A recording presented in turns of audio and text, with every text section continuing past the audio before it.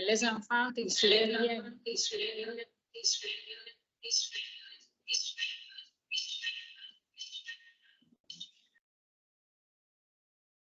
et les enfants et après les adultes, ils se souviennent toujours des choses qu'ils ont mangées de petits.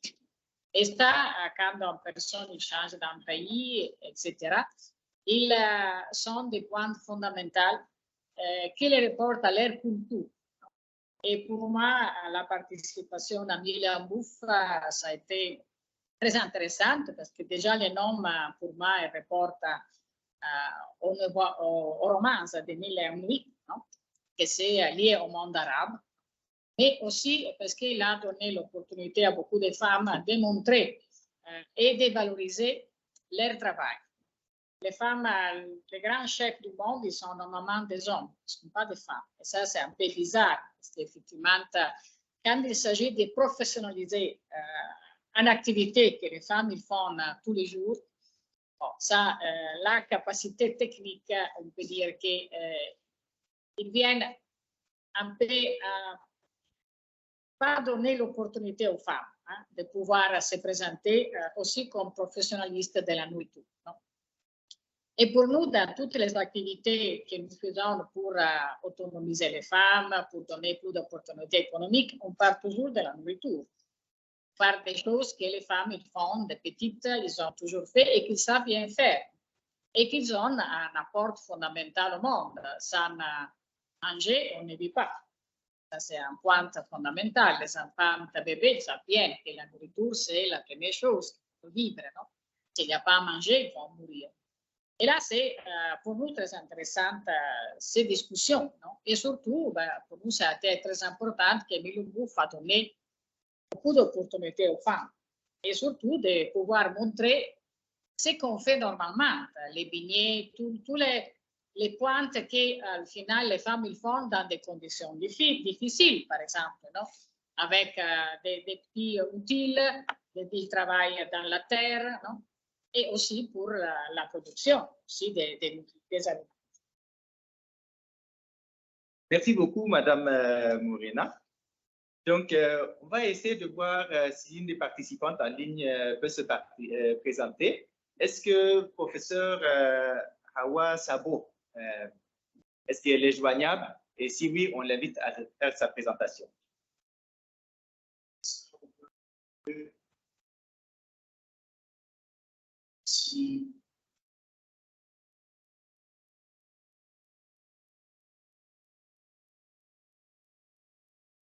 Professeur, est-ce que vous nous recevez? Bonjour Garbi. Bonjour professeur. Super bien, super bien. J'avoue que je ne l'ai pas programmé, mais comme je le dis toujours, je ne peux rien refuser à Garbi. Donc, les mots nous manquent pour répondre. Donc, c'est vraiment, j'avoue que je ne peux pas m'empêcher de toujours parler de mon enthousiasme devant ce que vous êtes, les efforts que vous êtes en train de déployer. Malheureusement, le calendrier ne nous permet pas tous les jours de répondre à toutes les sollicitations. Mais j'avoue, sur les résultats de Mille et une Food, comme le disent les Anglais, no comments. Ça a enregistré un grand succès et ma préoccupation de tous les jours devant ces grandes organisations, c'est la continuité, les étapes suivantes. Et voilà, vous êtes en train de relever ces défis. Parce qu'il faut que nous continuions de temps en temps. Et tout à l'heure, celle qui m'a précédée a dit que ce n'est pas possible tout le temps. Mais si on peut se voir de temps en temps pour faire le point, évaluer ce qui a été fait et regarder ensemble les prochaines étapes, ce qui est sûr, nous allons avoir donc des résultats. Parce que, et peut-être je l'ai dit la dernière fois au cours de ma présentation, nos pratiques alimentaires ne sont pas au rendez-vous d'une bonne alimentation. On est tous d'accord. Donc vraiment, si ces rencontres-là peuvent permettre d'atteindre nos communautés et de prendre en compte ou bien d'améliorer un peu leurs pratiques, moi je me dis qu'on aura tout gagné. Vraiment. Et donc, voilà donc ce que je pouvais dire, Garbi, concernant cette organisation. Et si la connexion le permet, je resterai en ligne pour répondre peut-être s'il y a des préoccupations. Merci beaucoup, professeur. Je pense que presque tout le monde connaît votre éminente personne, mais tout de même, au cas où il y a certaines qui ne connaissent pas encore professeur Hawa Sabo, on vous invite aussi à dire 2 ou 3 mots pour présenter qui vous êtes. Désolée, c'est ça les scientifiques. J'oublie chaque fois de me présenter. Donc, c'est comme l'a dit Garbi, donc je suis professeur Sabo Hawa Seini et je suis enseignant-chercheur à la faculté des sciences et techniques de l'université Abdou Moumouni. Je suis biochimiste de base, mais je me suis spécialisée en nutrition et sciences des aliments. Je suis la chef d'équipe et contrôle de la qualité sanitaire des aliments et amélioration des procédés traditionnels. Mais actuellement, bon, j'ai été appelée pour une fonction administrative et qui est encore dans le domaine de la santé. Et parce que ce n'est un secret pour personne, quand on est bien nourri, on a moins de problèmes de santé. Donc vraiment, la nutrition et santé, c'est un pont que nous devrons beaucoup privilégier. Donc voilà, docteur Garbi, ce que je voulais dire concernant ma présentation. Bien à vous. Merci beaucoup, merci. Donc, on va passer la parole à Madame Chepatou, qui est ici en présentiel. On vous invite à vous présenter et donner quelques mots. Bonjour, moi c'est Chepatou Garba. Je suis agroalimentaire de j'appuie WHH dans le cadre des transformations agroalimentaires, dans le cadre de nos activités, de nos projets. Et la thématique d'autonomisation de la femme dans le cadre de la comment on appelle ça, sécurité alimentaire et apport protéique est une très bonne thématique du moment que, comme on le dit, la femme, c'est l'âme du foyer et c'est elle qui s'occupe de l'alimentation de tout un chacun à la maison. Donc, lorsque cette femme est autonome, sa première préoccupation, c'est d'abord comment vraiment apporter l'essentiel à la maison. L'essentiel surtout concernant l'alimentation, surtout encore pour les enfants. Et donc, nous travaillons dans ce sens pour vraiment faire autonomiser cette femme qui va, par son biais, encore arriver à toucher l'alimentation des enfants dans le foyer et du mari, bien sûr, pas que des enfants. Voilà, et nous avons vraiment différents points que nous touchons au sein de WHH concernant cette partie-là, concernant l'autonomisation de la femme et l'apport aussi en matière nutritive et protéique surtout. Pour le moment, c'est ce que je dirais. Après, je crois qu'on va approfondir. Merci beaucoup, Chepatou. Donc, je demande au service technique, est-ce que Monsieur Blama et Madame Eve ont réussi à se connecter?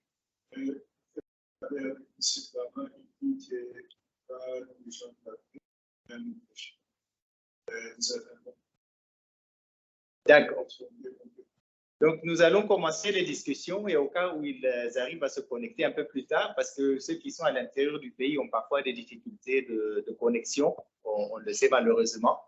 Donc, s'ils nous rejoignent en cours de route, on va essayer de les intégrer dans la discussion. Donc, chers panélistes, nous sommes ici en partie pour poser des questions difficiles, parce que nous avons dit dans le thème que nous voulons la sécurité alimentaire et surtout celle de l'apport protéique, mais nous avons demandé quels changements sont nécessaires pour cela. Et je sais qu'au Niger, souvent, nous n'aimons pas trop parler du changement. Nous aimons beaucoup continuer dans nos habitudes. Mais ici, vous êtes invités pour vraiment proposer, débattre et peser et contrepeser des idées ou des pensées sur ce qui peut pousser le changement. Alors, je vais commencer par une première question et je vais la poser en général et je vous invite celles qui se sentent intéressées pour y apporter des contributions à prendre la parole pour répondre.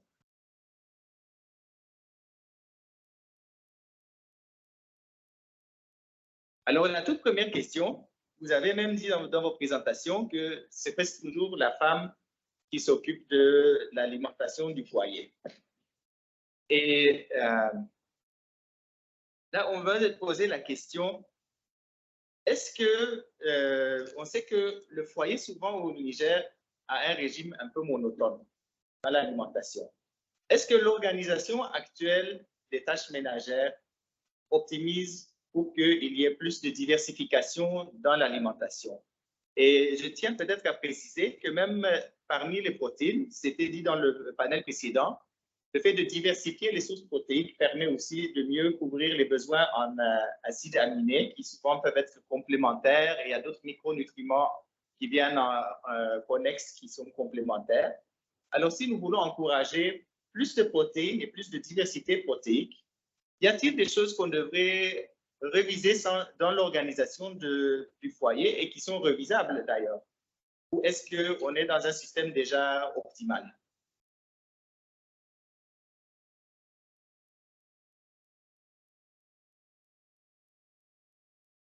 Merci beaucoup. Donc, merci beaucoup, Joseph, pour cette première question. Peut-être je pourrais la reformuler un peu en disant, vous avez demandé si les charges ménagères influencent un impact sur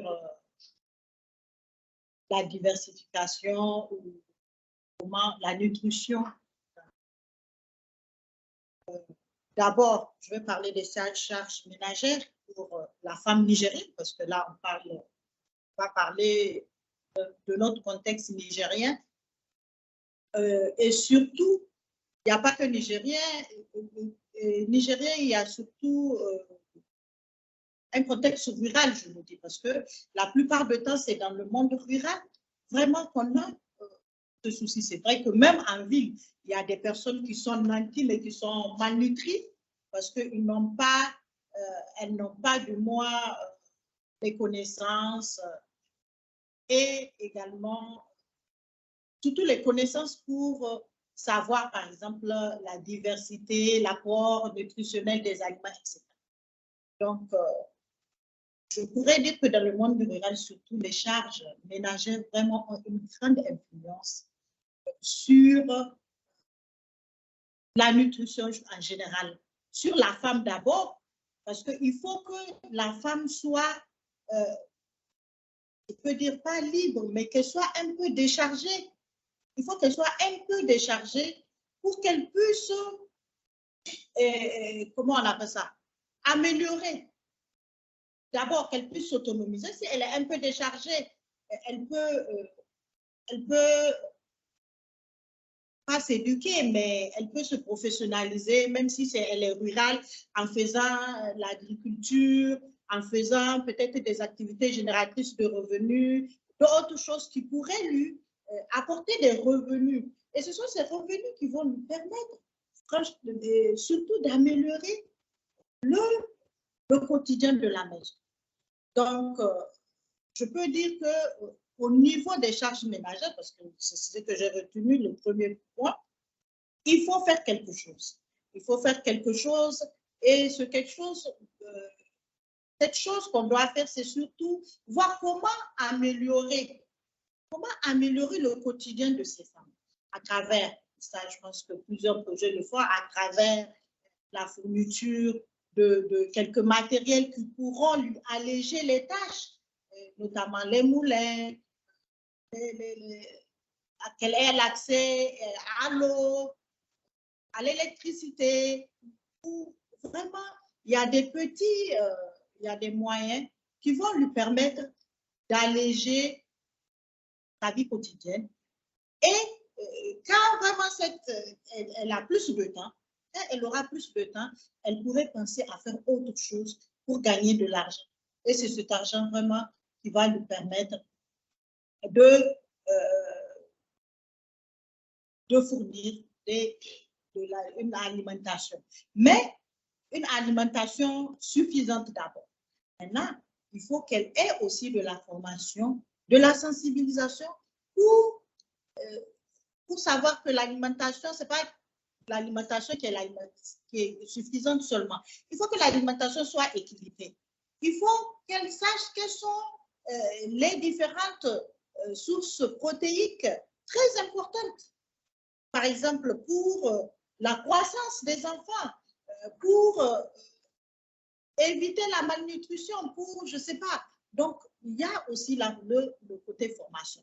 Donc, je peux dire que pour un peu répondre, après avoir allégé ces différentes tâches à travers la fourniture de beaucoup de matériel qui vont alléger les tâches, il y aura l'éducation, la sensibilisation sur la nutrition, sur les qualités nutritionnelles des aliments locaux qui existent dans son environnement, parce que partout, on a un aliment spécial. C'est de la sensibiliser pour voir.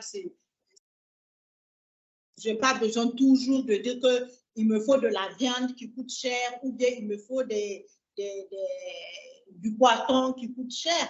J'ai des aliments qui sont avec moi, qui sont dans mon environnement et qui vont me permettre, que je pourrais transformer, que je pourrais conserver pour améliorer la nutrition de ma famille. Je pense un peu, je ne sais pas si j'ai répondu à la question, charge ménagère et qu'est-ce qu'il faut faire, c'est surtout ça. Donc, je vais permettre aux autres de faire quelque chose. Oui, moi, je peux apporter mon expérience italienne, je viens d'un autre monde. En Italie, il n'y a pas la division comme ici, que c'est seulement la femme qui s'occupe de la cuisine, ce sont des tâches partagées. En effet, tous les Italiens, hommes et femmes, ils savent cuisiner parce qu'ils sont dans la cuisine et quand ils sont petits, ils apprennent avec la grand-mère, la mère, les pères à faire la cuisine. Alors ici, j'ai vu qu'il y a une division très stricte.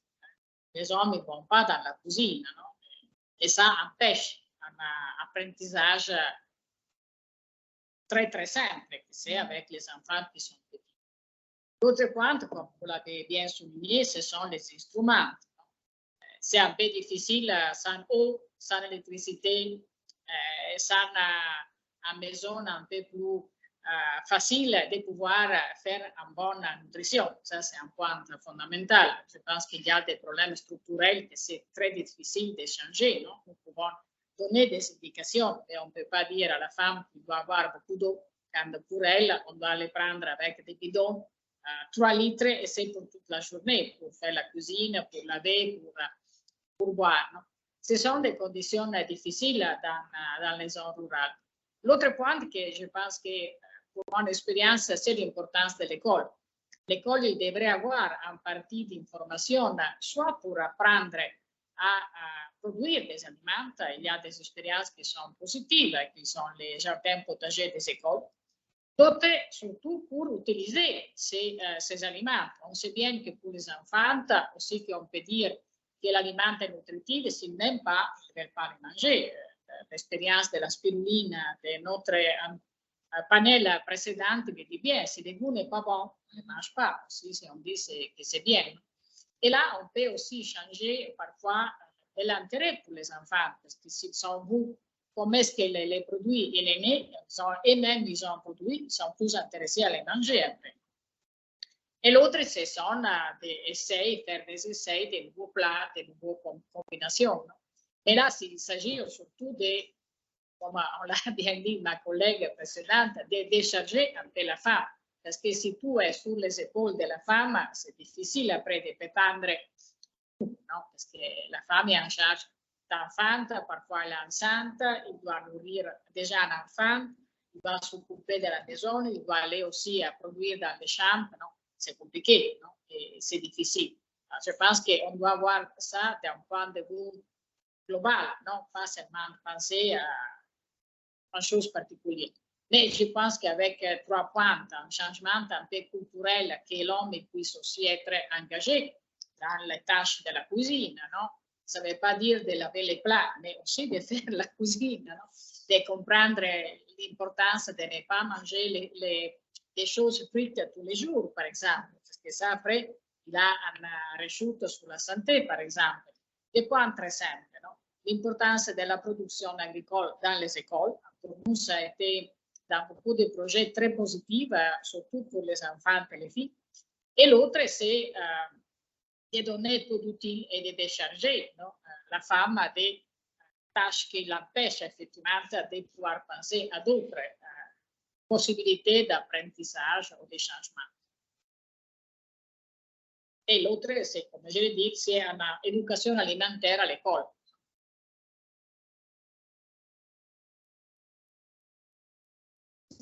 Je vois Mme Chepatou se prépare pour répondre, donc on l'invite à donner ses répliques à ces belles contributions de Mme Thierry et de Mme Ena. Oui, Garbi, c'est moi qui ai la parole. Ah, ok, vous avez la parole, professeur. Chepatou va se patienter un peu. Ah non, s'il y a quelqu'un d'autre, elle peut aller. Bon, d'accord. Merci. La parole est à vous, professeur. D'accord, merci beaucoup, Garbi. En réalité, vraiment, les deux autres qui m'ont précédé, elles ont tout à fait raison. Et toute la problématique, toute la question, comment apporter nos communautés, les populations à adopter les bonnes pratiques en matière d'alimentation et de nutrition, c'est tout ça là la problématique. Et nous avons des canaux habituels qu'on peut utiliser et aussi pour avoir des résultats, on est obligé d'innover. On est obligé de contextualiser. Donc, maintenant, pour l'innovation, c'est comme ils l'ont dit, c'est la production, c'est la consommation à l'école, dans les structures organisées et aussi et surtout l'éducation nutritionnelle. Et l'éducation nutritionnelle, c'est vraiment une éducation pour aider les populations à adopter les bonnes pratiques. Ce n'est pas pour changer ce qu'ils font.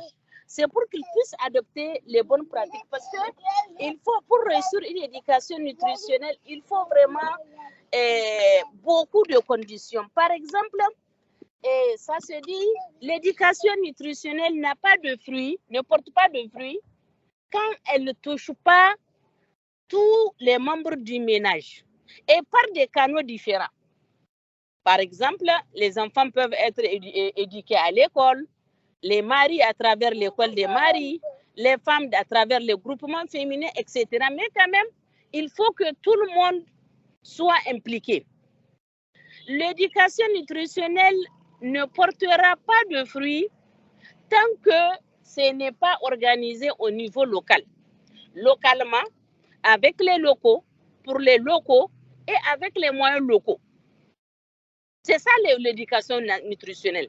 Par exemple, nous, tout ce qu'on va développer comme stratégie, que nous allons mettre dans les programmes qui vont être déclinés jusqu'au niveau des plans de développement communaux, ne porteront pas de fruits si nous ne portons pas nous asseoir sur place ou bien trouver des animateurs à rejoindre ou bien dans les communautés à l'image des relais communautaires qui vont aider les populations qui sont avec eux, qui ont été initiés à l'alimentation, à la nutrition, qui peuvent faire de l'agriculture sensible à la nutrition pour aider à adopter les bons comportements. Et parce que c'est tout ça là le challenge. À travers ces discussions, que moi je ne qualifierais pas de sensibilisation, ce n'est pas une sensibilisation. Parce qu'on peut sensibiliser, une sensibilisation, moi je la considère comme une information, ce n'est pas une formation. Donc, vous voyez, vraiment, les connaissances sont là, on sait ce qu'il faut faire, mais il faut qu'on accepte de le faire avec les communautés. Donc, voilà, Garbi, ce que je voulais ajouter. Je reste encore disponible si la connexion le permet pour continuer les échanges. Merci beaucoup. Merci beaucoup pour cette contribution très enrichissante. Et là, ces discussions de ces trois panélistes ouvrent plusieurs pistes. Donc, vu que nous avons une participante en ligne là qui vient de se connecter, je vais réserver la parole de Chepatou un petit peu et d'abord introduire Madame Ève Élysée qui nous rejoint de Zander. Et je vais la demander de se présenter et ensuite de répondre à la question suivante. Les panélistes viennent de dire qu'il est essentiel d'éduquer ou d'informer les femmes et surtout les femmes de toutes les contrées du Niger sur la nutrition, les valeurs nutritives des différents produits pour qu'elles puissent avancer. Et d'autres ont proposé l'école, l'éducation comme un chemin puissant pour faire ça. Mais nous savons qu'au milieu rural, par exemple au Niger, très peu de femmes ont fréquenté l'école. Est-ce que ces femmes-là, il est possible de les éduquer ou est-ce qu'il faut se dire qu'en réalité, elles n'ont pas le niveau pour comprendre c'est quoi de la nutrition? Quelle est votre expérience là-dessus, Madame Élisée? Après vous êtes présentée, on vous invite à répondre à cette question.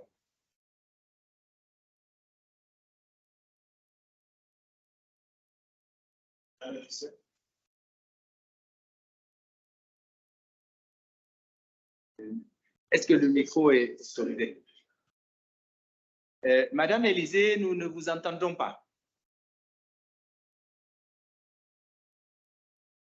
Est-ce que votre microphone est activé? Oui, c'est bon. Vous m'entendez? Nous te recevons. Merci beaucoup. Bonjour, je suis Eve Élisée, je suis agent de terrain, je travaille à Sahara Sahel Food. Je travaille avec les femmes, surtout les femmes des différents villages choisis par les partenaires, en particulier avec WHH. Donc, je suis avec, pour le moment, encore sur le terrain. Donc, je dirais pour la question qu'il est très important de, si je peux le dire ou si ça se dit, d'éduquer les femmes. Pourquoi? Je peux dire parce que ces femmes, d'un côté, certaines femmes ont du mal à comprendre certaines choses et de l'autre côté, il y a certaines qui comprennent beaucoup plus vite ou beaucoup plus rapidement que d'autres. Donc, il nous faut aussi de la patience d'un côté. Et il le faut vraiment. Il faut d'abord mettre l'accent sur pourquoi on fait ça, pourquoi on vient vers vous pour vous apprendre cela. Le pourquoi, il faut que ces femmes-là le sachent. Il est très important. Et le pourquoi, il faut toujours être patient avec elles, toujours savoir comment expliquer, comment dire certaines choses, parce que pour éviter de vexer certaines femmes dans les paroles. Et aussi, des fois, nous, ce qu'on fait en général, c'est quand on explique quelque chose aux femmes et qu'on a l'impression que nous, ce qu'on dit, les femmes n'ont pas très bien compris, on donne à une de ces femmes l'opportunité d'expliquer dans un autre langage propre à elle, de mieux expliquer. Donc, et ça marche comme ça. Je suis tout à fait d'accord avec les mamans qui disent qu'il faut partir avec le col des maris et aussi avec les femmes, avec la stratégie d'éducation côté femmes. Tout ça là, je suis parfaitement d'accord. Le pourquoi il faut manger ceci, il faut manger cela, mais comme la maman l'a dit, il faut commencer par le local, ce que nous avons. Parce que nous avons une terre très riche, mais on ne sait pas encore ces nutriments-là dont nous disposons, ils comportent quoi ou bien ils ont quoi comme nutriments. Donc, à travers cela, on peut aider ces femmes-là ou nous-mêmes nous aider parce que c'est pas tout que nous-mêmes nous connaissons personnellement. C'est pas tout que je connais, mais avec ce que je connais, je peux dire que on peut vraiment aider ces femmes ou bien nous pouvons nous aider entre nous à mieux comprendre le pourquoi il faut se nourrir parce qu'on sait tous que c'est pas l'organisme a besoin qu'on change de temps en temps de nourriture. Il faut qu'on change de temps en temps. Si on mange à chaque fois la même chose, ça a des conséquences pour l'organisme, ça a des conséquences dans le corps humain en entier. Donc, il faut vraiment qu'on mette l'accent sur ça. Et je suis parfaitement d'accord avec l'idée de l'éducation nutritionnelle, l'éducation de l'école des maris, parce que si le mari comprend, il peut aider la femme. Si la femme comprend, elle peut aider le mari à mieux comprendre, voilà pourquoi on nous a dit ceci. Donc, les deux, on peut dire que les deux se complètent, ou bien la famille entière, y compris les enfants, se complètent entre eux. Merci. Merci beaucoup, Madame Élisée. On va donc continuer à donner la parole à Madame Chepatou. Et je suis sûr qu'elle a déjà des idées en tête qu'elle aimerait dire, et elle sera la bienvenue de les dire, mais j'aimerais ajouter à ça une question spécifique. Nos panélistes précédents ont parlé de la charge de travail à la maison et que quand elle est trop lourde, ça empêche un peu la créativité de la femme à la cuisine. Et j'aimerais savoir, en tant qu'une femme quand même plutôt jeune, est-ce que cela est vrai? Est-ce qu'une femme a besoin d'avoir plus de temps? Et si elle a plus de temps, est-ce que ce temps l'encouragera à plus de créativité? Est-ce que son foyer au total, parce que peut-être aussi il y aura les hommes aussi qui peuvent cuisiner occasionnellement, est-ce qu'on peut espérer plus de créativité et plus de diversité des aliments consommés si on soulage un peu la charge ménagère à la femme? Effectivement, effectivement, comme l'avait dit Madame Thierry, une femme qui a moins de charge, elle a plus de créativité, elle pense plus à d'autres points, à d'autres opportunités qui lui permettront d'avoir des idées d'autonomisation, que ce soit les commerces, la transformation et tout cela. Tant qu'elle a du temps, vraiment, le foyer est épanoui. Et Madame Dion l'a également dit, on peut arriver à cela à travers des appuis, par exemple pour les femmes rurales, en mettant en place des moulins qui vont alléger la tâche parce qu'elles pilent leurs céréales et c'est vraiment, ça prend énormément de temps et d'énergie. En leur donnant un point d'accès à l'eau, qui est facile, ça aussi, ça va leur éviter de faire une longue marche pour avoir de l'eau, parfois qui n'est même pas potable, pour leur cuisine et leurs travaux ménagers. C'est pour cela, nous, au niveau du WHA, déjà, nous mettons en place des points d'eau. Aussi, nous rendons vraiment disponibles les produits locaux, surtout maraîchers. À l'endroit des femmes, c'est plus les sites maraîchers que nous faisons, que nous mettons en place pour leur permettre d'avoir des produits. Et c'est avec ces produits que nous leur faisons l'éducation nutritionnelle. Avec les produits qu'elles ont sur place, nous leur faisons l'éducation nutritionnelle. Nous leur disons aussi, voilà ce qu'il faut substituer à ça. Par exemple, pour la viande, dans certaines zones, c'est que les jours du marché. Et le marché, il est hebdomadaire. Parfois, c'est mensuel, ça dépend des zones. Surtout hebdomadaire. Donc, il faut une semaine pour que tu aies de la viande. Donc, nous leur disons, voyez, vous pouvez substituer la viande au bébé pour vos plats. Déjà là, on a deux goûts différents. Ça diversifie le goût. Donc, ça fait un peu diversifier le régime. Voilà. Aussi, à part l'éducation nutritionnelle, nous les formons par groupe de femmes pour la nutrition, comme l'avait suggéré Madame F aussi. Nous faisons cela dans nos zones d'intervention. Et surtout l'éducation des maris, parce que nous vivons dans un contexte où la femme, dans certaines zones, la femme qui est vraiment autonomisée est mal vue. Donc, certains maris sont très réticents à l'idée de laisser leur épouse aller nous écouter, participer. C'est vrai, oui, mais c'est comme ça. Mais ce n'est pas pour que lui-même et ses enfants soient mieux nourris. Il se dit que quand elle a ce pouvoir, elle se sentirait peut-être supérieure à lui.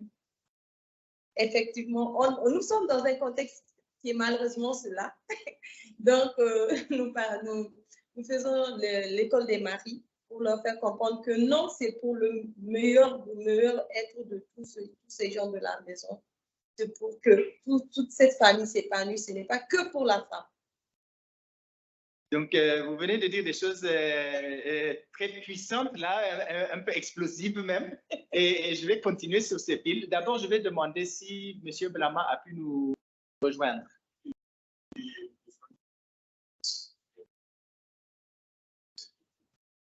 D'accord. Donc, on lui laisse quelques minutes de plus pour être bien connecté et puis on va l'intégrer. Ou est-ce qu'il est déjà prêt pour parler?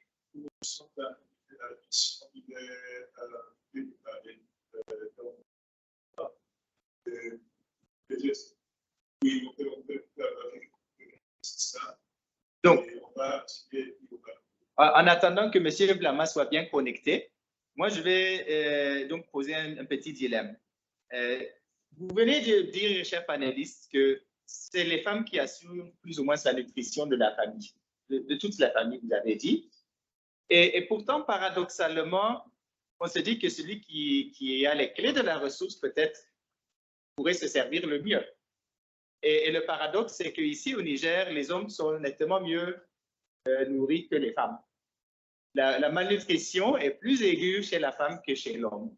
Et aussi, à part la femme, c'est l'enfant aussi qui souffre beaucoup de la malnutrition. Mais quel est le fond de ce déséquilibre en nutrition entre l'homme et la femme, alors que la clé de la nourriture ou du repas, au moins, se trouve entre les mains de la femme? C'est une réponse économique. Le pouvoir économique, ici, c'est pour l'homme, ce n'est pas pour la femme. Alors, qui décide avec quel argent choisir les achats, c'est l'homme, c'est la femme. Nous avons des projets où on donne des appuis alimentaires, où on fait des distinctions. Parce que aussi dans un même foyer, il peut y avoir des épouses. On va partager ce qu'on donne avec des foyers, par exemple, avec un seul homme comme chef de famille. Je pense, comme je l'ai dit bien sûrement, c'est un problème culturel, dans le sens que ici au Niger, si on veut avoir une autonomisation des femmes, c'est clair que les hommes ils vont mettre en discussion leur pouvoir total. C'est ça le discours facilement que nous retrouvons sur le terrain. C'est un peu un discours que nous ne partageons pas, comme l'a dit aussi ma collègue. Quand on fait des formations aux femmes, c'est pour le bien-être de toute la famille. Mais il n'est pas vu comme ça. Aussi la scolarisation des filles. Des problèmes pour permettre que les filles dans les milieux surtout ruraux puissent aller au collège. Il y a des restrictions culturelles. On n'est pas ici pour juger la culture, mais on prend acte de ce qu'on peut faire et de ce qu'on ne peut pas faire. Moi, je suis italienne, je sais les règles de ma culture italienne, de ce que je peux faire, de ce que ma mère pouvait faire, de ce que ma grand-mère pouvait faire. Il y a eu un changement très grand, par exemple. Je peux faire des choses que ma grand-mère ne pouvait pas faire. Et c'est là le point fondamental. Et ça, c'est clair qu'il y a une rechute sur la nutrition. Comme vous l'avez dit, c'est l'homme qui s'est mieux nourri. La femme, en plus, quand elle est enceinte, elle doit manger un peu plus et surtout mieux. Mais ce n'est pas toujours le cas. Et ça, après, il y a déjà une dénutrition qui est dans les faits. Parce qu'avant encore que l'enfant il soit né. Non? Nous le savons, ça. On a des reports statistiques. Il n'y a pas de grandes difficultés à dire ça. Mais quand même, c'est un discours de définition des tâches et surtout des pouvoirs économiques. Donc, juste pour prendre une petite parenthèse, vous êtes en train de dire que la malnutrition de l'enfant est intimement liée à celle de la femme parce que déjà au moment de la grossesse, la femme n'est pas correctement nourrie. Est-ce que cela veut dire aussi que si nous arrivions à mieux nourrir la femme, nous aurons des taux de malnutrition infantile moins élevés? Oui, bien sûr. Ça, on le sait bien. Oui, peut-être je vais continuer. Je vais un peu ajouter ce qu'elle a dit par rapport à la réalité. Pourquoi aujourd'hui on dit que c'est la femme qui nourrit, c'est la femme qui s'occupe de la nutrition dans le foyer, mais paradoxalement, elle est souvent mal nourrie et ses enfants aussi. Je continue là-dessus, je pourrais dire tout d'abord c'est culturel. C'est culturel. C'est dans notre culture, culturel et aussi religieux. Culturel et aussi religieux. Culturel tout d'abord parce que aujourd'hui, un enfant, depuis, il évolue dans un milieu où on lui dit l'homme, c'est lui le patron. L'homme, c'est lui qui doit tout faire. C'est lui qui a des droits. La femme, elle doit que subir. Elle doit que subir. Et la religion encore, elle pas confirme, mais elle l'appuie en disant que tout ce que ton mari va te dire de faire, tu dois le faire. Tout ce que ton mari va te donner, c'est avec ça que tu dois travailler, tout ce que ton mari s'il te dit de ne pas travailler, tu ne vas pas travailler. S'il te dit de ne pas sortir, tu ne vas pas sortir. S'il te dit, ainsi de suite. Donc, vraiment, ce côté culturel et religieux a un poids très important sur le développement, sur le changement des vies des foyers nigériens. Je le dis parce que même au niveau, en milieu urbain aujourd'hui, même en milieu urbain aujourd'hui, on l'entend. On l'entend. Moi, je travaille avec des femmes, c'est beaucoup de femmes, mais il y a des choses, quand j'entends, je dis, mais jusqu'à présent, ça existe même en milieu urbain où la femme, elle n'a pas de droit, elle n'a que des devoirs, où elle ne peut pas décider je sais pas, de travailler, où elle ne peut pas, par exemple, je prends un exemple, j'avais des employés, une jeune dame qui travaillait chez moi pendant 5 ans, elle a eu un mariage. Quand elle a eu un mariage, le monsieur a dit non, tu ne vas plus travailler. Elle est venue, elle pleurait, elle me dit non, mon mari m'a dit je ne travaille plus et elle a arrêté. Au bout d'1 année, elle me revient avec un bébé en pleurant encore. J'ai divorcé avec mon mari. Je cherche de quoi manger. Il faut que tu me prennes pour travailler. Donc, c'est pour dire que tous les problèmes qu'on a sont liés à des problèmes culturels. Donc, de ce côté, il faut faire un changement de mentalité. Il y a des pays qui sont plus religieux que nous, par exemple les pays arabes et autres, mais ils ne sont pas aussi sous-développés et malnutris comme ça. Parce qu'il faut comprendre la religion telle qu'elle est. Il ne faut pas la comprendre autrement. Parce que ici, moi, je pense que dans certains endroits, ce n'est pas de la religion, c'est vraiment des trucs extrêmes. Oui, ils prennent leur avantage juste. Donc, je parle juste de ce côté culturel sur lequel vraiment il faut beaucoup travailler. Et je pense que je le vois souvent sur les médias. Je pense que l'État aussi a compris. Ils associent beaucoup les chefs des villages, les machins. Tout ça, vraiment, c'est pour apporter un changement. Parce que tant que ça n'a pas été réglé, je pense que ça va être très, très difficile aujourd'hui de pouvoir, quels que soient les projets, parce qu'il y a beaucoup de projets, de programmes, vraiment pour autonomiser ces femmes, pour développer, changer améliorer le quotidien, mais il faut beaucoup, beaucoup travailler également de ce côté. Maintenant, la deuxième des choses, je pense que vous avez parlé, la deuxième question, c'était, comme je n'avais pas noté, quand vous avez... On a demandé, par exemple, pourquoi les hommes sont mieux nourris que les femmes. Oui, c'est surtout ça. L'homme, c'est lui le patron. Et on avait aussi demandé si c'est possible d'éduquer des femmes non scolarisées sur des questions comme la nutrition. Moi, je pense que personnellement, c'est possible. On peut, mais la femme, sans vous cacher, elle assimile beaucoup. Je le dis souvent avec certains hommes, parce que dans mes 17 années d'entrepreneuriat, j'ai appris beaucoup de choses sur la différence entre les femmes, les hommes. J'ai appris, c'est quelqu'un d'abord qui assimile très facilement. C'est une personne qui est très sérieuse. C'est une personne qui a vraiment, comme on dit, le cœur. Comment on appelle le cœur? Qui sait pas se défendre, mais relever les défis. Donc, j'ai eu à travailler avec des femmes non scolarisées et je les ai mis dans des travaux que quelqu'un qui a été à l'école peut faire, mais c'est vrai que c'est des travaux manuels, etc. Mais elles assimilent, elles maîtrisent, elles s'en sortent et elles gagnent de l'argent.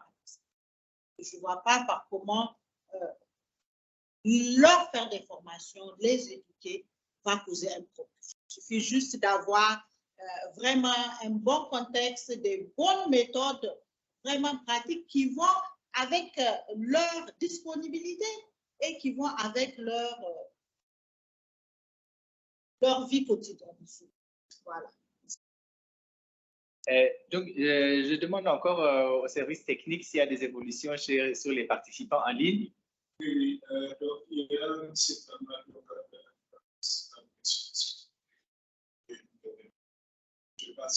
Oui, et Garbi, vous avez quelqu'un en ligne? Nous n'avons pas, donc nous te donnons la parole, professeur.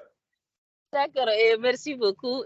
J'avoue, c'est vraiment, c'est vrai ce qu'elle vient de dire.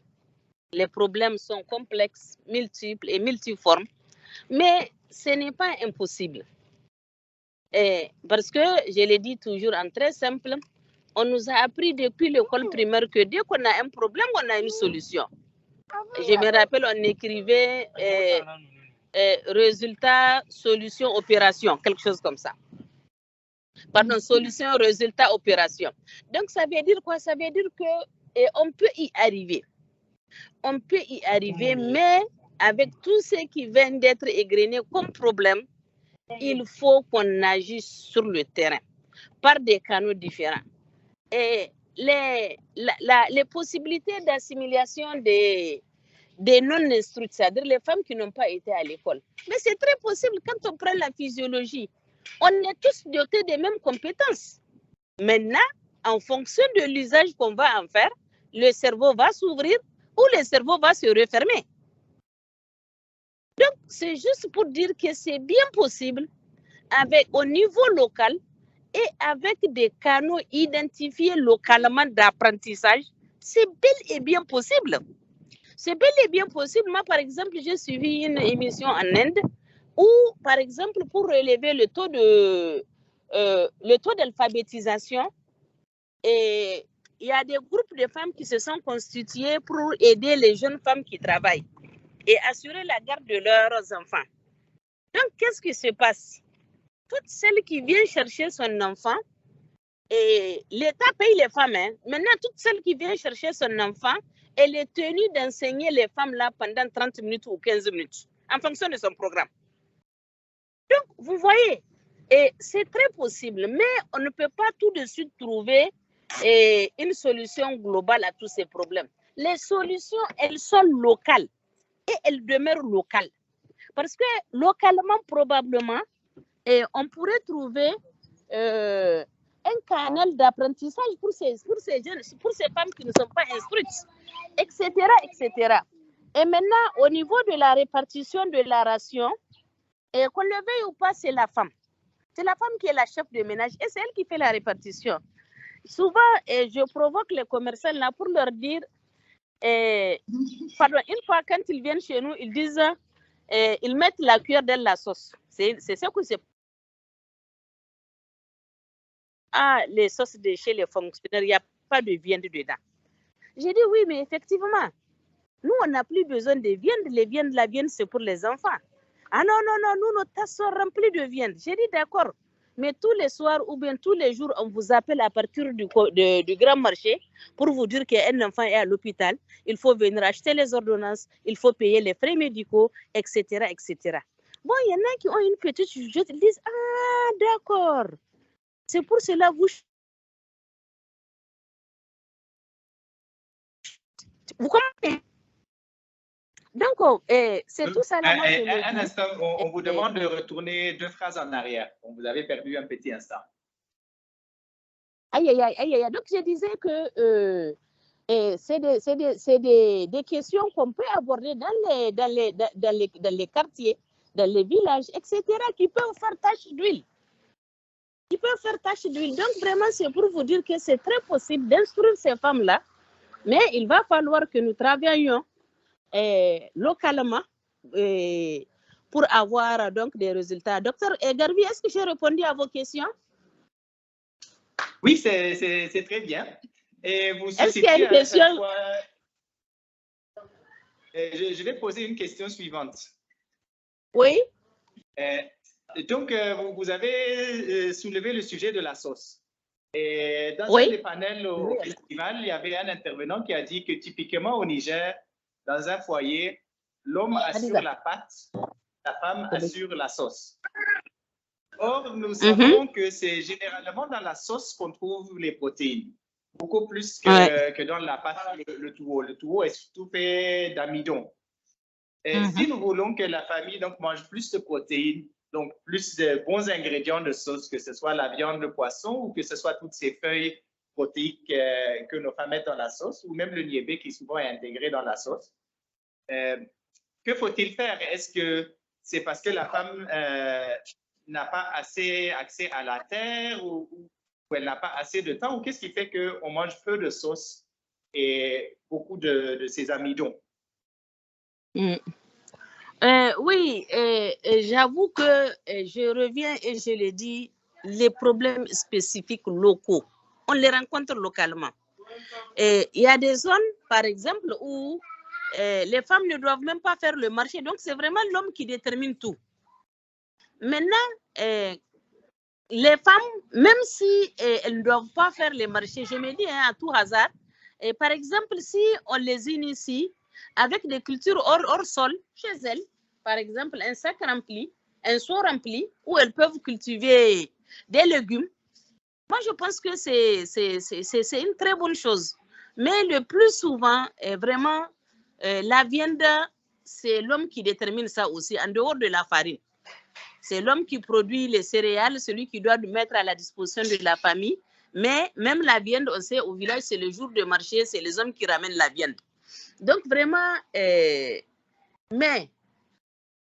les femmes aussi, si elles ont une petite autonomie et qu'une petite éducation a suivi, elles peuvent bel et bien contribuer à l'équilibre alimentaire ou nutritionnel de la famille. Si elles ont une petite éducation, parce que l'expérience, on a vu que les femmes, au début des ménages, ça ne réglait pas trop les problèmes de malnutrition et de pauvreté. Maintenant, on passe aux femmes. Autonomisation des femmes. Les femmes ont l'argent. Elles ne dépensent pas ça pour la famille. Elles dépensent pour le trousseau. Elles dépensent pour les uniformes. Donc, vous voyez, l'objectif n'est toujours pas atteint en matière d'alimentation et de nutrition. Donc, mais ce n'est pas impossible. Hein. Moi, j'avoue que je suis une éternelle optimiste et je sais que ça peut vraiment marcher si on s'y met sérieusement. Professeur, vous venez de nous lâcher une nouvelle bombe là. Et vous parlez du fait que même si on remet les ressources économiques entre les mains des femmes, ce n'est pas toutes les femmes qui en feront un usage judicieux. D'autres vont plus s'intéresser aux atanfas et comment se faire belle pour toutes les bikis et autres. Et nous avons deux panélistes qui sont quand même des jeunes femmes parmi nous. Donc, je vais demander à Mme Chepatou et à Mme Eve de donner leurs appréciations. Supposons que dans votre famille, que vous soyez chez vos parents ou que vous soyez marié avec votre propre famille, on vous confie les ressources du ménage pour les gérer. Est-ce que vraiment vous allez mettre plus d'argent dans la nutrition ou est-ce que vous serez tenté peut-être à regarder comment mettre à jour votre téléphone et d'autres dépenses peut-être de la belle vie qui vont vous tenter plus? Et si c'est le cas, que faire pour vous motiver à mettre une priorité sur la nutrition? On regarde si elle réagit. Oh. Merci, c'est gentil. Personnellement, moi, je mettrais ça dans la nutrition plutôt que sur mon apparence, que sur les choses de la vie, telles que le téléphone, les marques. Déjà, moi, je n'aime pas, naturellement, je déteste les uniformes. Tout ce qui est m'as-tu vu, je ne suis pas du genre, j'aime plutôt être simple. Mais pardon d'intervenir, tu portes quand même des beaux bijoux aujourd'hui. Oui, bon, ça, j'ai acheté ça comme ça, mais ce n'est pas avec l'argent de la nutrition de la maison. Moi, à la maison, on sait, si on me confie l'argent, si ça ne suffit pas, je ne dis pas amener encore. J'augmente, je complète. Personnellement, je parle de moi. Mais généralement, c'est ce que je fais. On voit surtout les femmes qui ne travaillent pas. C'est dans la popote qu'elles retirent un peu pour leurs besoins. Généralement, c'est ce qui se passe. Surtout en ville. Surtout en ville. J'ai la voisine qui marie sa fille. Monsieur n'aime pas les uniformes, il n'en ferait pas. c'est sûr que je vais retirer de la popote pour acheter mon uniforme. Il faut qu'on me voit avec l'uniforme le jour J. Et vous voyez, ça diminue un peu la qualité de l'alimentation de la famille. Donc, la pression sociale de te montrer de ton plus beau ou de montrer même les enfants de leur plus beau, les jours de fête, etc., pousse beaucoup de femmes à prioriser parfois l'ostensieux devant l'essentiel. Est-ce qu'il est correct de le résumer ainsi? Effectivement. Bien, notre vision de ça, cioè, c'est encore culturel. Cioè, c'est un peu ce que la société nous demande. Si la société nous dit que nous devons nourrir les enfants, toutes les personnes ils vont mettre l'argent ni sur la nourriture. Si la société nous dit que nous devons bien apparaître avant tout et montrer à nos voisins que nous sommes plus riches, que nous avons plus qu'eux, ça c'est un problème. Non? Alors, on ne peut pas charger ça sur les femmes. Je suis un peu contraire sur ça, non? Parce que les hommes aussi ils font la même chose. Hein? Alors, ce n'est pas parce qu'on est femme qu'on doit être mieux qu'un homme.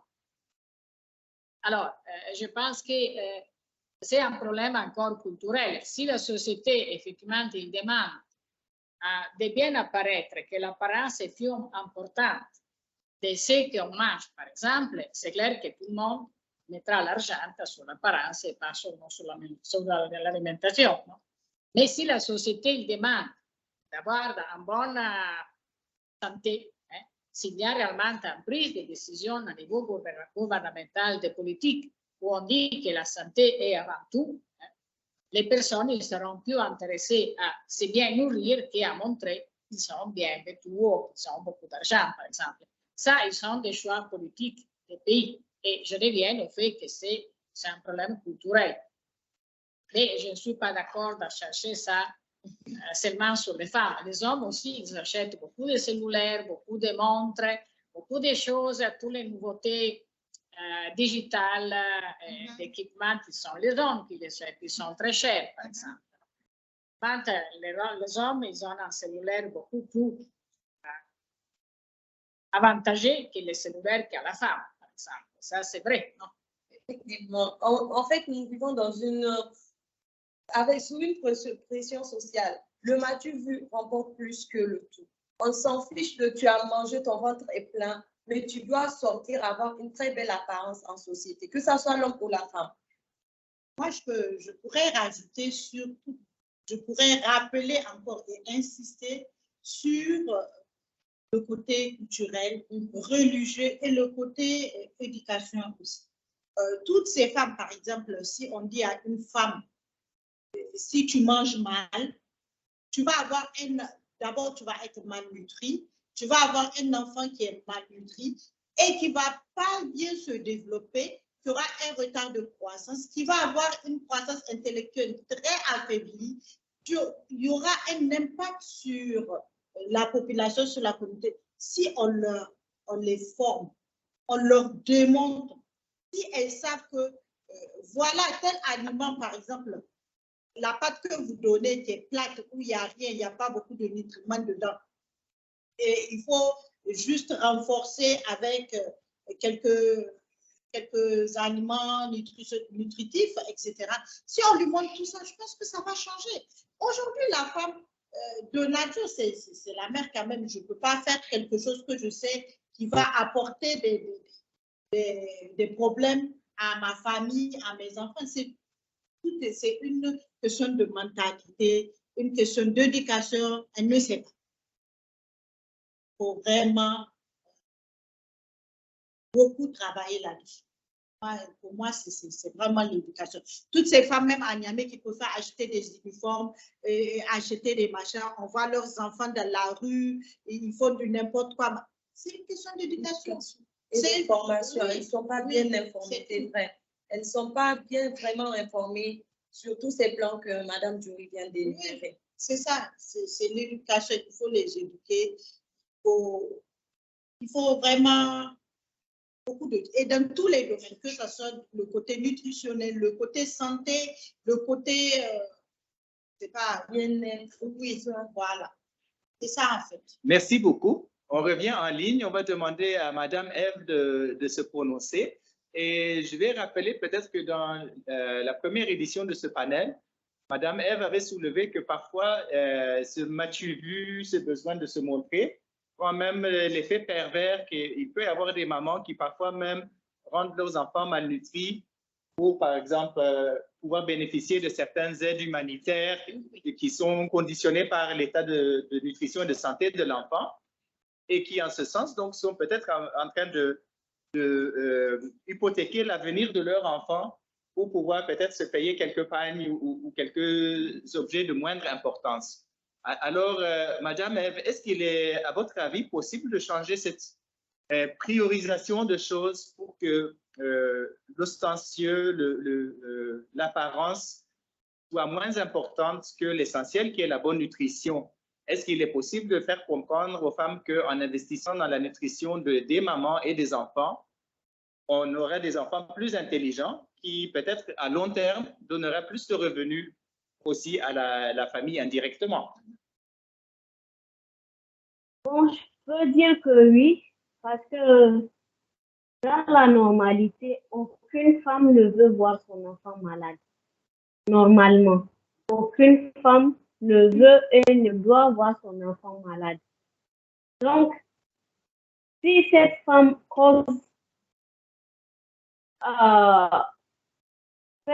est la cause du fait que son enfant tombe malade à chaque fois juste pour avoir une aide, moi, je peux dire peut-être qu'il faut revoir la femme d'abord. Il faut revoir qu'est-ce qui se passe avec elle. Est-ce que ça va bien avec elle? Est-ce qu'elle est normale? Parce que tu ne peux pas réellement vouloir que ton enfant tombe malade à chaque fois juste pour bénéficier d'une aide. Ça ne se fait pas. Mais si on cherche à savoir le pourquoi cette femme fait ça à chaque fois, pourquoi les femmes, au lieu de s'occuper de leur enfant, préfèrent s'occuper de s'habiller ou bien faire leurs besoins personnels, je peux dire qu'il va falloir d'abord voir, comme ils l'ont bien dit, le côté éducation. Pourquoi cette maman agit ainsi? Pourquoi est-ce qu'elle fait ça réellement? Qu'est-ce qui a causé ça? Il se pourrait que dans le foyer, elle n'est pas à l'aise dans son foyer. Elle ne trouve pas ce qu'elle veut. Mais en faisant en sorte que son bébé ou son enfant tombe malade, elle puisse avoir réellement ce qu'elle veut à travers la maladie de son enfant. Donc, à chaque fois, elle va souhaiter que cet enfant-là soit couché. Peut-être qu'à travers ça, elle arrive à acquérir l'attention de son mari aussi. Peut-être qu'avec ça, elle arrive à avoir peut-être de l'argent.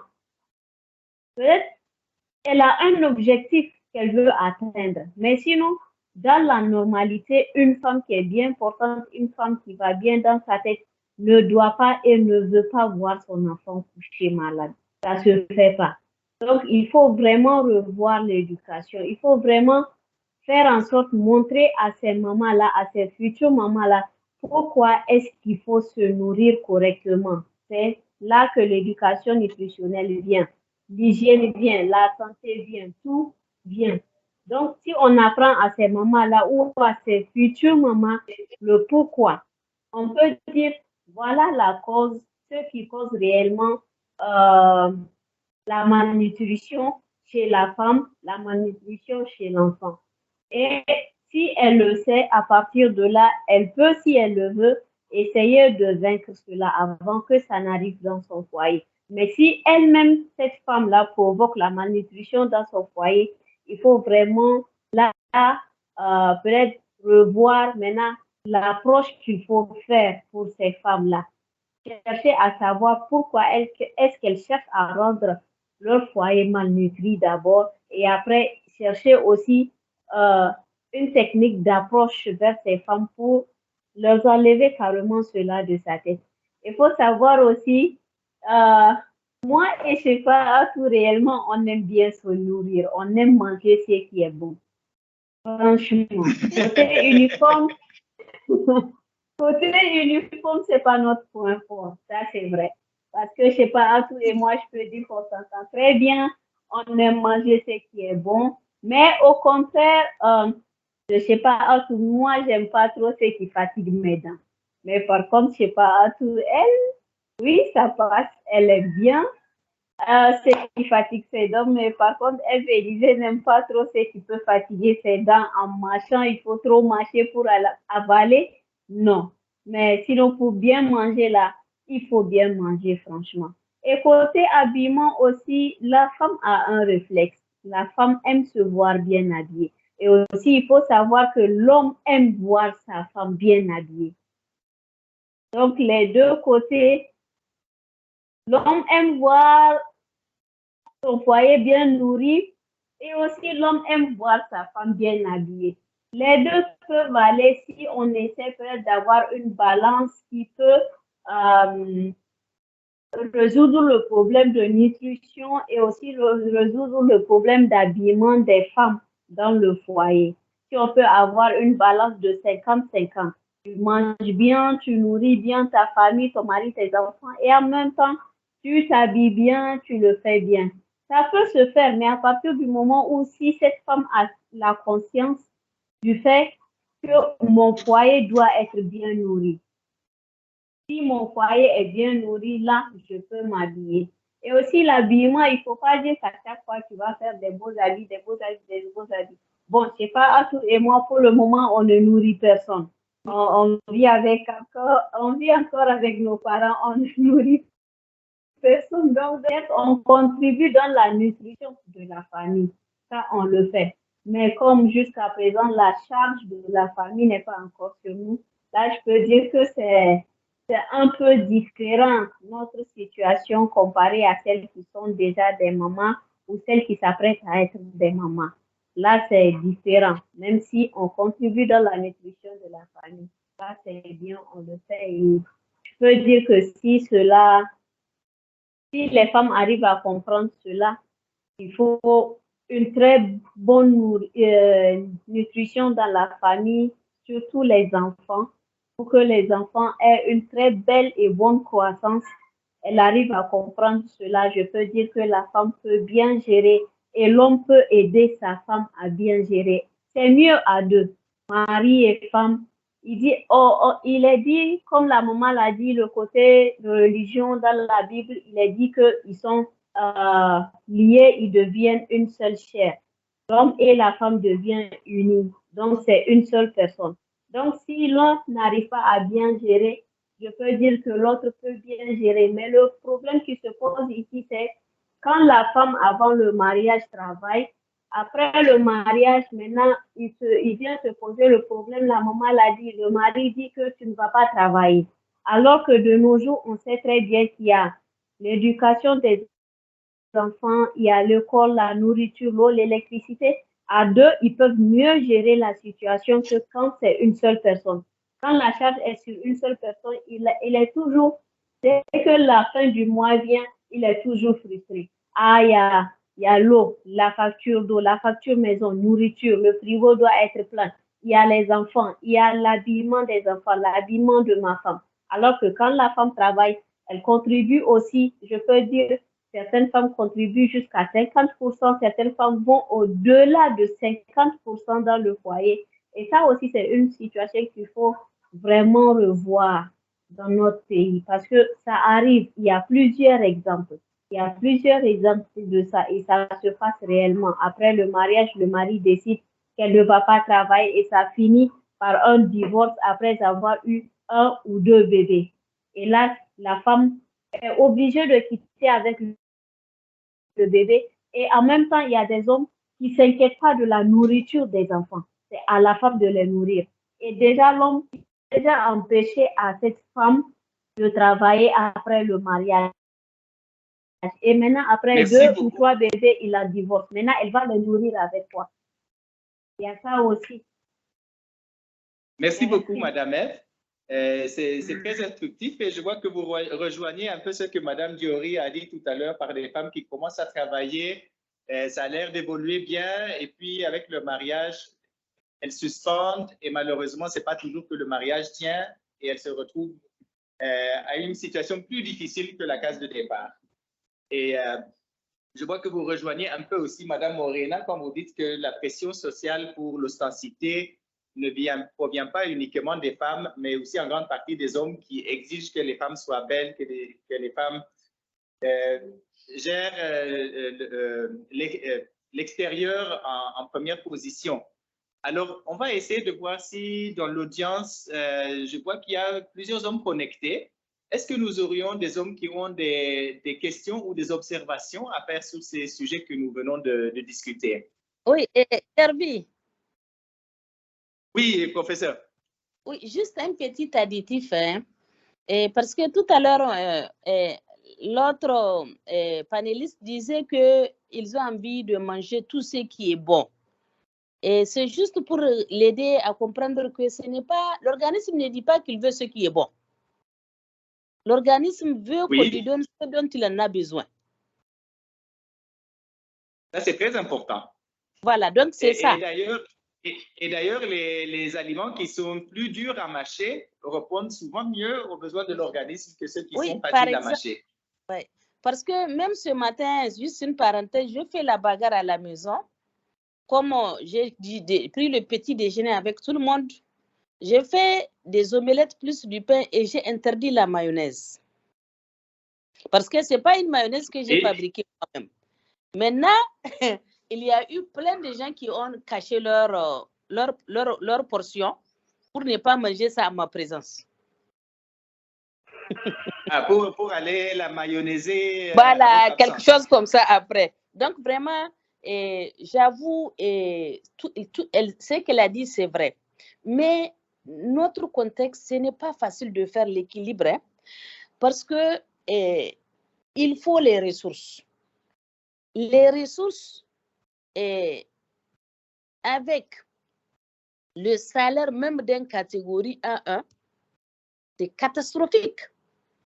On ne peut pas entretenir le niveau de vie qu'on souhaite avoir et assurer l'équilibre alimentaire. Au cours de l'autre conférence, j'ai donné un exemple de la femme du petit marché qui me vend de la salade. Elle m'a dit, elle m'a donné ma salade. Elle dit, j'ai dit pour 500. J'ai dit, mais madame, c'est tout? Elle me dit, non, les femmes nigériennes. Vous pouvez acheter un bazin à 500 000, mais vous ne pouvez pas acheter tous les jours de la salade pour 2 000 ou 3 000 pour aller manger chez vous. Même en milieu urbain ou bien chez les grands fonctionnaires, tu ne vas pas trouver quelqu'un qui va acheter de la salade au-delà de 1 000 francs. Donc, vous voyez, c'est juste pour dire que vraiment, c'est des grands débats. Et je l'ai dit et je l'ai redit, c'est des problèmes qui sont connus. Maintenant, vraiment, il faut qu'on trouve les solutions.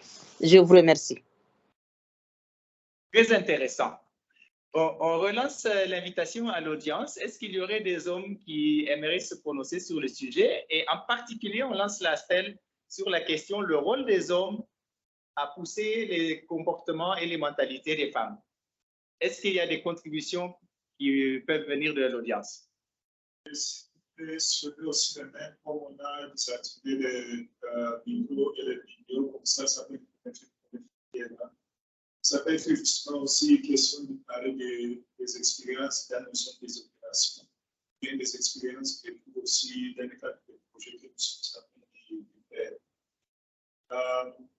Je pourrais suggérer peut-être si on peut voir le cadre de la territoire. Est-ce que vous pouvez partager votre expérience de votre côté? Vous avez la parole.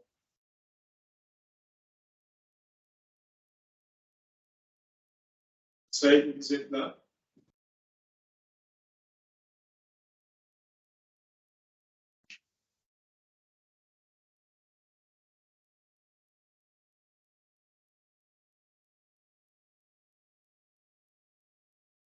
Monsieur Seydou, est-ce que vous nous recevez?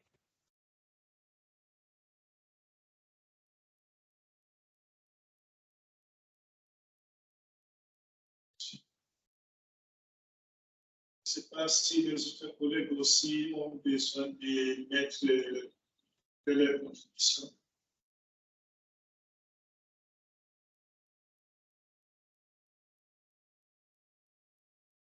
Je peux aussi également écrire sur le chat. En attendant qu'il y aurait un signe de la part de l'audience, on va passer à une question suivante. Je veux demander à nos panélistes, on a soulevé les rapports de pouvoir entre l'homme et la femme. Il a été mentionné que c'est les hommes qui détiennent presque tout et qui donnent l'autorisation à presque tout. Donc, d'un côté, nous savons que le Niger est signataire d'un traité de l'Union africaine au sujet de l'autonomisation ou des droits de la femme plutôt, où un des points soulignés est l'importance de donner un accès plus équitable à la terre aux femmes. Donc, ma première question, est-ce que en transférant plus de nos terres agricoles et productives aux mains des femmes, est-ce que ça changerait quelque chose sur la production protéique et la consommation protéique dans notre pays? Et ma deuxième question, c'est par rapport au rôle et à la présence des femmes dans les cadres de décision, dans les comités villageois, dans les postes, par exemple, de chefs d'entreprise ou de chefs de structures différentes, et même au niveau de l'Assemblée nationale. On sait que les femmes sont sous-représentées. Est-ce qu'une meilleure représentation des femmes dans ces cadres-là pourrait se traduire en une meilleure nutrition? À quel degré, oui, et quels seraient les obstacles ou les contre-arguments contre une telle évolution? Merci beaucoup, Joseph. Je vais commencer. Hein. Donc, là, je reformule l'accès. Si on donne l'accès à la terre, à la femme, si on donne la terre. Je pense que oui, ça pourrait franchement améliorer les choses. Pourquoi je le dis? Parce que aujourd'hui, généralement, la femme, par exemple, au village, quand elle cultive, quand elle fait qu'elle utilise la terre, ça ne lui appartient pas. Ça ne lui appartient pas. Des fois, en cas de divorce, elle laisse la terre, ou bien en cas de décès, l'héritage est donné à un homme, soit c'est pas son fils ou quelque chose, je sais. Donc, du coup, si on lui donne vraiment une terre qui lui appartient et qu'on l'encadre dans la production agricole, encadrer, ça veut dire quoi? Mettre à sa disposition les intrants, la formation, le matériel agricole, vraiment faire une éducation agricole à cette femme. Je pense que ça pourrait résoudre beaucoup de problèmes. Comment elle va produire beaucoup de choses. Et ces choses, elle pourrait aussi les transformer. Et ce sont la plupart, avec l'éducation, ce qu'elle va cultiver, tout le monde le sait, les légumes et autres, c'est vraiment des aliments nutritionnels et qui vont lui permettre d'améliorer la nutrition de son foyer. Même si elle ne les utilise pas, elle pourrait les revendre. Elle pourrait les revendre pour améliorer les revenus et acheter la viande qu'elle veut, ou les œufs qu'elle veut, ou autre chose qu'elle veut.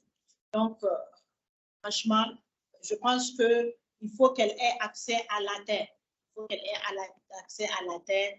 Il faut qu'on crée les conditions pour qu'elles aient aussi leur propre comment on l'appelle, patrimoine qui peuvent leur permettre de garantir, de pérenniser vraiment les revenus. Ça, c'est la première question. Je continue juste. Je vais vous donner la parole sur la deuxième. La deuxième par rapport au poste de décision. C'est tout à fait normal. Et je pense que c'est primordial. Aujourd'hui, quand elles sont à des postes de décision, elles pourront défendre mieux les intérêts des femmes. Elles pourront défendre les droits de la femme. Elles pourront vraiment améliorer tout ce qui pourrait entrer dans le développement de leurs activités, dans le développement de leur vie, dans le développement vraiment des femmes en général. Je pense que c'est un volet sur lequel il faut mettre beaucoup d'accent pour qu'il y ait beaucoup plus de femmes au poste de décision pour pérenniser vraiment et pour garantir un changement au de la vie. Oui, mais on sait tout le monde que vivre dans une société plus équitable, c'est beaucoup plus facile pour tous. Il y a moins de conflits. En désbalance dans le pouvoir, c'est toujours la création d'un conflit. Et c'est clair que c'est un peu la situation des pays qui sont déséquilibrés entre les pouvoirs, peut-être entre groupes ethniques, dans des groupes. Nous, femmes, nous sommes la majorité des populations dans le Nord, mais nous sommes en minorité au niveau des traitements sociaux, ça c'est clair.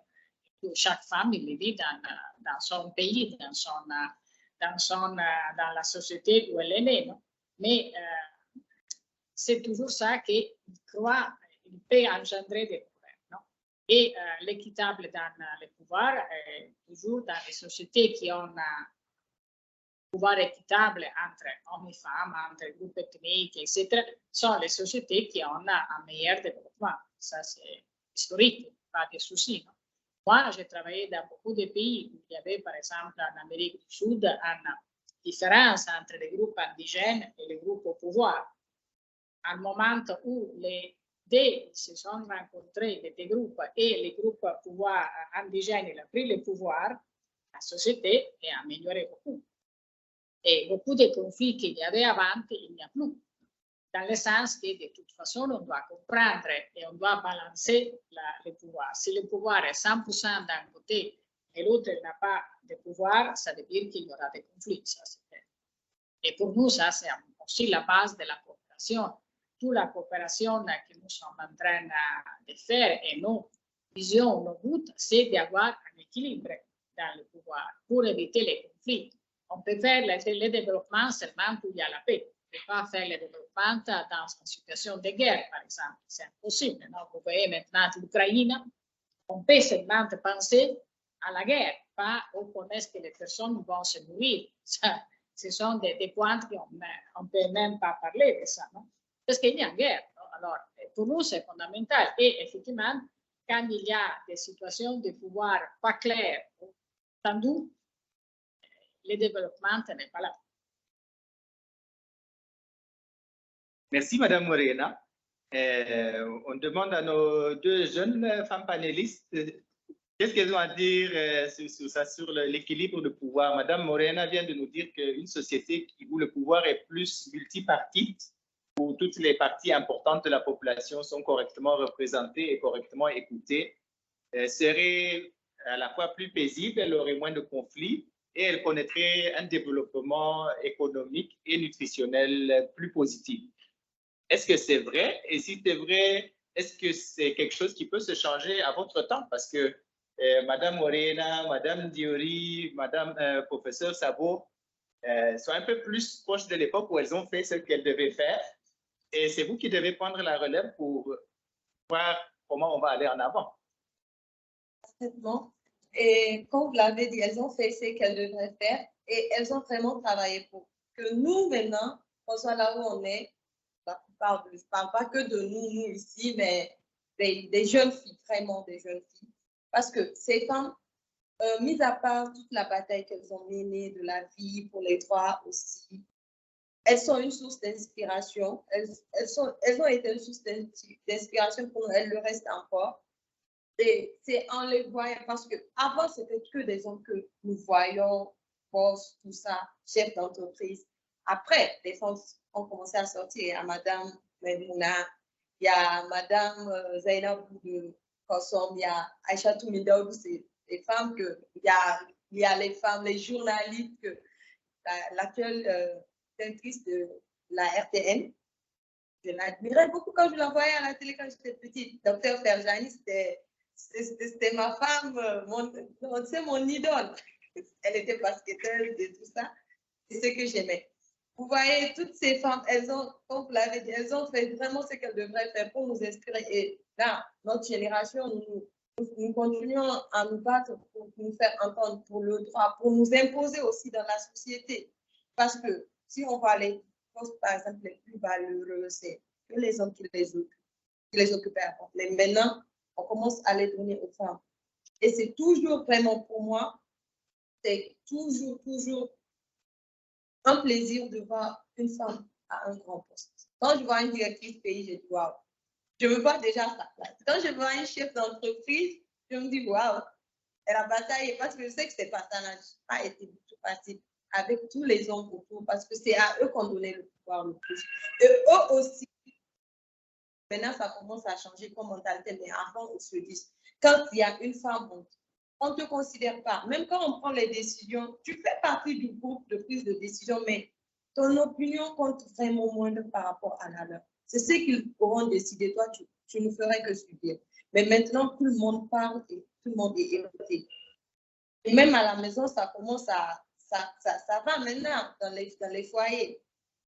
Dans les foyers aussi, ça commence à aller côté nutrition, côté nutritionnel, côté prise de décision par rapport aux enfants. Et tout. Parce que plus tu as du pouvoir, la femme a du pouvoir dans le foyer, elle contribue aussi. Pour la plupart, il y a des personnes qui, bon, quand j'ai, c'est pour moi, je ne donne pas, je contribue pas. Mais la plupart, elles contribuent parce que les choses deviennent chères. Nous sommes conscients que ça devient cher et que c'est vraiment une grande charge, très grande pour l'homme. On ne peut pas toujours l'assumer seul. Et beaucoup, quand elles ont un grand pouvoir, un plus grand poste, des revenus, elles contribuent. Et en contribuant, elles contribuent aussi à la nutrition de la famille. C'est très important. Merci, Madame Shepatou. Madame Ève, vous venez d'entendre Shepatou présenter vraiment une vision optimiste de l'avenir peut-être de la femme et inspirée par les travaux faits par vos aînés. Et elle a souligné l'importance d'avoir des modèles rôles, des modèles à suivre, desquels s'inspirer. Est-ce que vous, Madame Ève, vous partagez ce même optimisme? Quelles sont vos pensées là-dessus? Je peux dire oui, je partage le même avis que Shepa. Tout ce qui m'a le plus plu, c'est la dame qui a l'organisatrice de l'événement 1001 bouffes. Je la connaissais pas avant, je l'ai jamais vue. Je l'ai vue seulement quand j'étais à l'ambassade de l'Italie. Quand je l'ai vue pour la première fois, je l'ai regardée, j'ai dit waouh, elle est même très jeune et elle a organisé cet événement. Je me suis dit, j'ai passé presque la moitié de la journée à la regarder parce que je trouvais ça trop bien et puis je vois nos mamans qui disent, la maman qui dit 17 ans d'expérience, je regarde, je dis, si j'enlève 17 ans dans mon âge, j'avais quel âge quand elle a commencé? Donc moi, ça veut dire que je n'ai même pas encore commencé. Et quand je vois actuellement ce que les jeunes filles sont en train de faire, elles sont en train de suivre l'exemple de ces mamans qu'on voit, de ces tantes qu'on voit. Quand j'ai vu l'ambassadrice de l'Italie, c'est une maman, mais j'ai vu que c'était aussi une femme. J'ai dit, donc moi aussi ça me reste. Un jour, je vais être ambassadrice du Niger et puis ils vont m'envoyer en Italie. Là, je peux dire que j'ai déjà vu une dame ambassadrice de l'Italie et aussi je suis là chez vous au Niger en tant qu'ambassadrice et c'est elle qui m'a plu et ça m'a poussée. Quand je vois vraiment des femmes dans une position où normalement, si on retourne peut-être 20 ans en arrière ou 15 ans, l'homme n'avait pas l'idée ou bien ne pensait pas un jour voir la femme avoir ce rôle. Aujourd'hui, au Niger même, on prend le Niger. Le cas du Niger, il est très compliqué. La fille, à un certain âge, on dit 14 ans, 13 ans déjà, il faut qu'elle se marie. Donc déjà, à partir de là, même si elle étudie, le col est gâté, c'est fini pour elle. Il n'y a plus d'avenir quand le mariage arrive. Et surtout quand elle est donnée à un homme qui n'a pas étudié. Il faut dire qu'il s'en fout. Pourquoi elle va continuer à étudier? Ses enfants ne vont pas étudier. Et nous avons plusieurs cas. Et de nos jours, maintenant, on voit quand tu viens à la télé, tu vas voir, c'est la fille d'un tel, elle a étudié avec ma fille. Et aujourd'hui, c'est elle qu'on montre à la télé. C'est elle qui a ce poste, c'est elle qui a telle entreprise et elle travaille aujourd'hui. Elle a ce poste. Donc, si j'avais laissé ma fille travailler ou étudier même, elle allait peut-être dépasser cette fille-là qui est là actuellement. Et tout ça, quand on voit nos mamans qui sont là, elles organisent, elles ont des entreprises, elles ont des postes dans des ONG, des ambassades, des postes vraiment bien élevés, ça encourage la fille. Moi, je vous dis la vérité, j'ai un très, très grand rêve. Et quand je vois une femme, une maman ou une jeune fille qui est là, qui s'en sort, elle a son entreprise, ça m'encourage encore plus. Et surtout quand on dit la nutrition doit venir aussi s'installer. La nutrition doit s'installer au Niger parce que en général, ils disent qu'il faut juste manger parce que pour avoir le ventre plein. Il faut juste manger pour ne pas rester comme ça. Tant que c'est la boule, la bouillie, tu manges la pâte. Le Nigérien, lui, s'en fout. Tant que le ventre est plein, même si c'est riz blanc, plus un peu d'arôme, un peu de sel, un peu d'huile, là, lui, ça passe.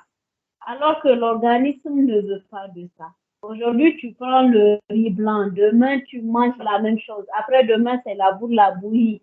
Ou bien le surlendemain, c'est la même chose. L'organisme se fatigue, c'est fatigant. Mais quand aujourd'hui la femme vient, elle discute avec la femme, elle connaîtra beaucoup plus le problème de ce qui se passe réellement dans le foyer de cette femme. Mais il y a des hommes au Niger où, peut-être en Afrique et même au Niger où la femme n'a pas son mot à dire. Quand on part rencontrer les femmes dans les villages, les hommes viennent s'asseoir. Quand on pose la question aux femmes, c'est les hommes qui répondent. Et à la fin, ces hommes disent aux femmes là, ou bien c'est pas ça. Et elles sont obligées de dire oui, c'est ça, oui, c'est ça. Mais quand tu regardes réellement le visage des femmes là, non, c'est pas ça. L'homme ne peut pas répondre à la place de la femme.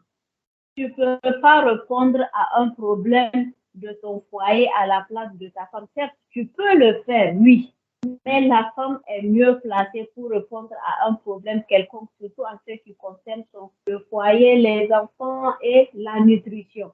Mais si l'homme répond, tu poses une question, l'homme répond, il te dit ou bien c'est pas ça, ah c'est ça, c'est ça. Deuxième question, l'homme répond ou bien c'est pas ça, ah c'est ça, c'est ça. Donc finalement, tu vas te tourner vers l'homme pour continuer à lui poser la question parce que la femme n'a pas son mot à dire. Tant que les hommes là continuent à venir quand on veut rencontrer ces femmes-là, ça sera toujours l'homme qui va répondre.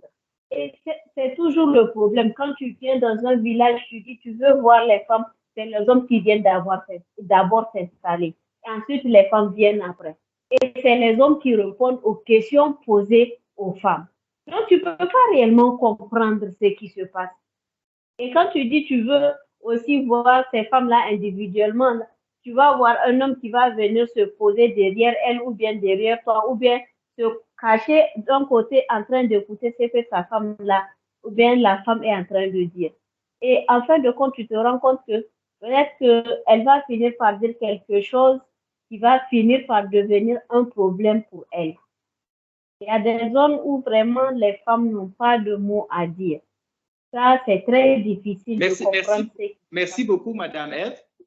La ligne commence un petit peu à se dégrader, mais vous avez dit des choses très utiles. Nous nous approchons de l'heure de fin de ce panel. Donc, on va donner une dernière intervention à professeur Sabo, si elle est toujours en ligne. Professeur Sabo, vous aussi, vous êtes une des femmes modèles de ce pays. Et dans le thème que Madame Eve vient de souligner, comprendre c'est quoi la nutrition équilibrée.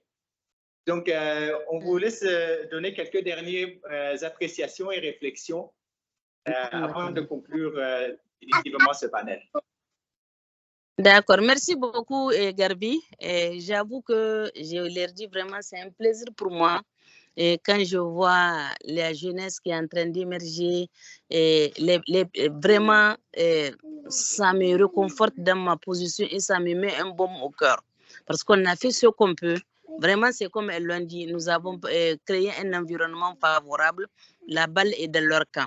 Donc, je voulais juste revenir sur les questions que vous avez posées. Si la femme doit avoir droit à la terre, je dirais tout de suite oui. C'est très important. Et aussi, au niveau de la représentativité, même quand on prend au niveau de la chefferie, il y a les anciennes chefferies là, où il y a toujours une femme qui est là, ou qui est dans la cour, souvent même qui seconde tout de suite le chef de canton. Hein. Moi, je ne sais plus, j'ai suivi un peu une émission sur Tibiri là, mais peut-être les gens peuvent confirmer ou infirmer.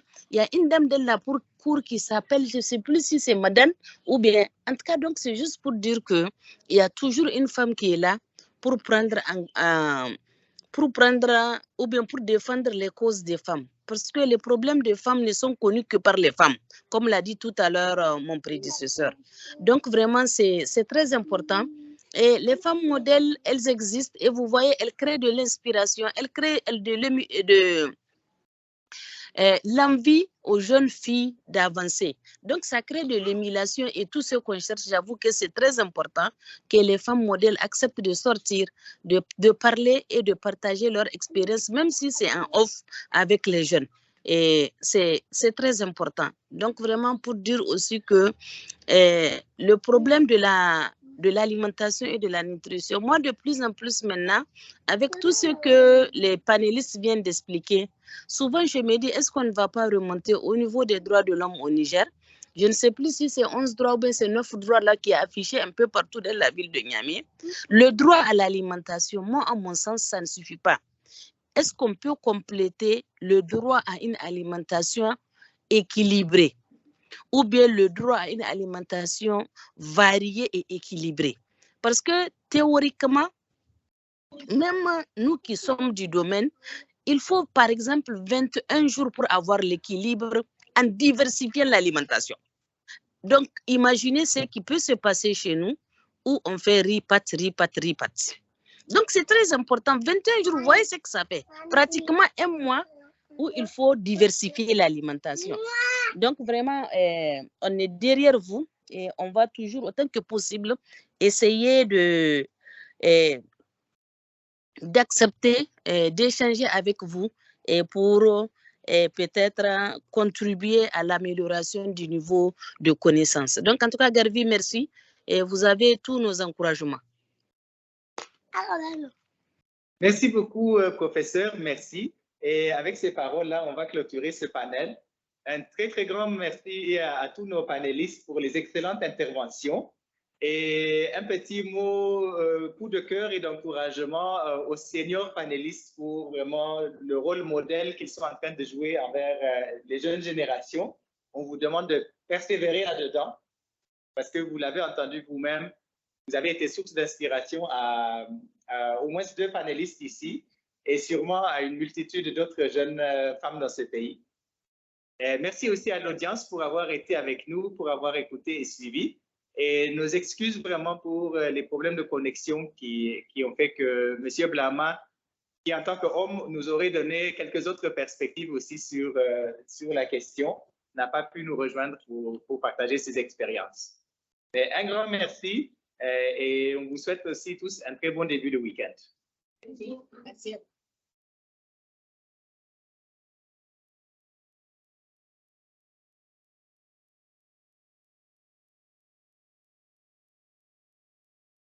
Merci, je dois partir rapidement.